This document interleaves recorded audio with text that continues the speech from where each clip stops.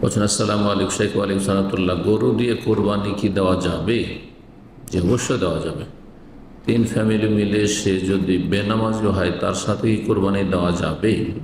যদি কোনো ব্যক্তি বেনামাজিও হয় তাহলে তাকে বলবো সে মুসলিম হোক, আর মুসলিম হওয়ার জন্য লা ইলাহা ইল্লাল্লাহ প্রতিষ্ঠার সাথে অতপ্রতভাবে জড়িত।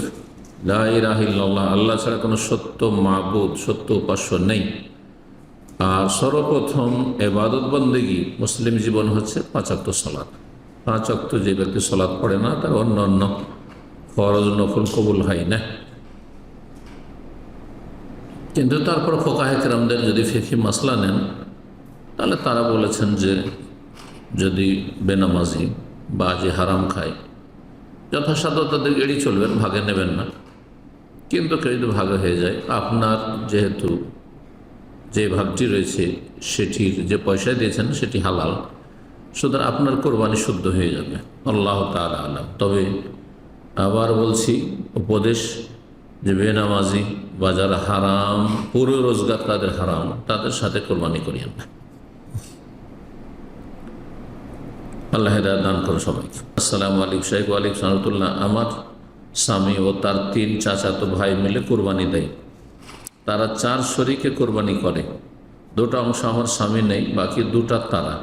গরুটার দাম 1 লক্ষ, উদাহরণস্বরূপ।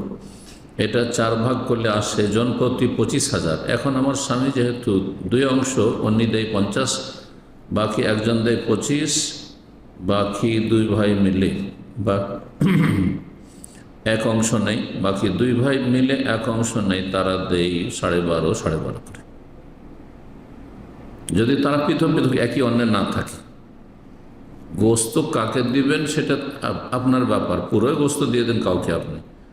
কিন্তু বলবেন যে আমরা 2 ভাই 2টো পরিবার আলাদা অন্যে আছেন, মানে আলাদা পরিবার, বিবাহিত দুজনেই, আর অর্ধেক নিচ্ছি 12.5 করে, না এমনটা করবেন না। তাহলে 7 ভাগ করেন, এই 4 ভাগ না করে 7 ভাগ করেন, করে 1 ভাগ করে কেউ নিল আর কেউ 2 ভাগে নিল, এটা করে। কিন্তু এইভাবে একটা অংশকে আবার অর্ধাঅর্ধি না, এরকমটা করবেন না।